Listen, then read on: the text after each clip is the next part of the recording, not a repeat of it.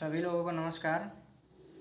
मैं सेना के जवानों के लिए पंक्तियाँ प्रस्तुत करूँगा। और आज़ादी का आभास भी हमें इस वजह से होता है क्योंकि देश के प्रहरी और सेना के वीर जवान हमारे देश की सीमा की रक्षा करते हुए शहीद हो जाते हैं। मैं डॉक्टर हरिओम पवार जी की पंक्तियाँ प्रस्तुत करता हूँ और वीर रस के कवि हैं, बहुत हमारे आदर्श हैं, उन्हीं की पंक्तियाँ प्रस्तुत करता हूँ।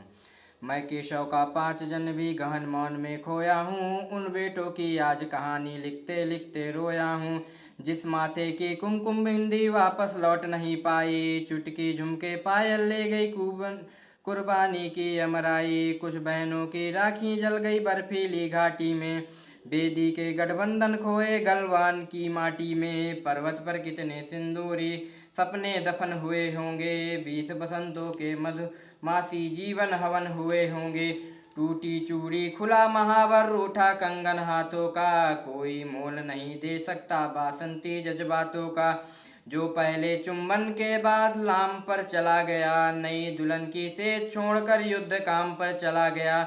उनको भी मीठी नींदों की करवट याद रही होगी, खुशबू में डूबी यादों की सलवट याद रही होगी।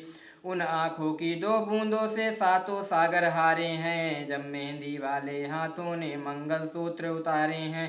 गीली मेहंदी रोई होगी छुपकर घर के कोने में। मैं ये पंक्तियाँ प्रस्तुत कर रहा हूँ। हमारे चंडीगढ़ में एक प्रेमिका और प्रेमी थे, और प्रेमी सैनिक था, जवान था देश की रक्षा करते हुए। उन दोनों ने एक दूसरे से बताया नहीं कि एक दूसरे से प्यार करते हैं और शादी करना चाहते हैं। और चुपके से प्रेमिका ने मेहंदी हाथ में रचवाई और पति कहा कि मैं छुट्टी आके शादी करता हूँ। और उसी बीच खबर आती है कि सैनिक शहीद हो गया, उसका प्रेमी शहीद हो गया। उसी पर पंक्तियाँ हैं। गीली मेहंदी रोई होगी छुपके घर के कोने में, ताजा काजल छूटा होगा चुपके चुपके रोने में। जब बेटे की अर्थी आई होगी सूने आंगन में, जब बेटे की अर्थी आई होगी सूने आंगन में। शायद दूध उतर आया हो बूढ़ी माँ के दामन में, शायद दूध उतर आया हो बूढ़ी माँ के दामन में। वो विधवा पूरी दुनिया का बोझा सिर ले सकती है।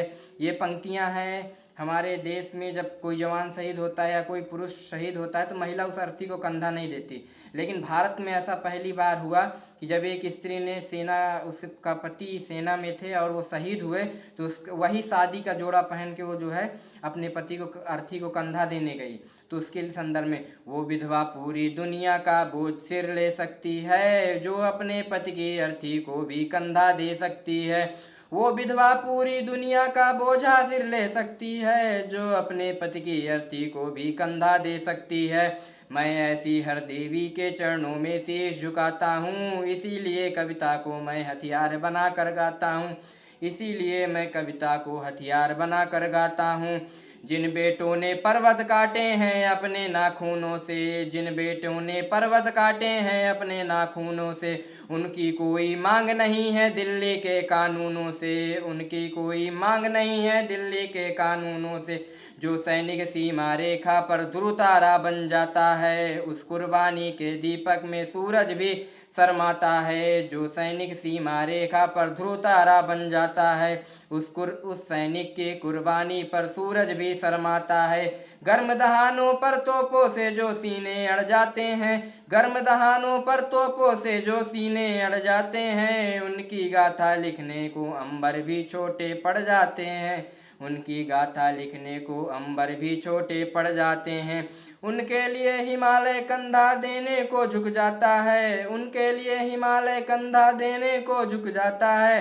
कुछ पल सागर की लहरें का गर्जन रुक जाता है, कुछ पल सागर की लहरों का गर्जन तक रुक जाता है।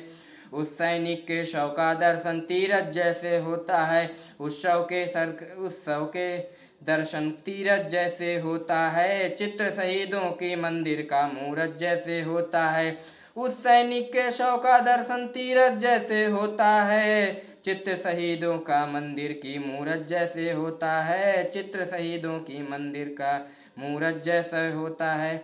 बहुत बहुत धन्यवाद।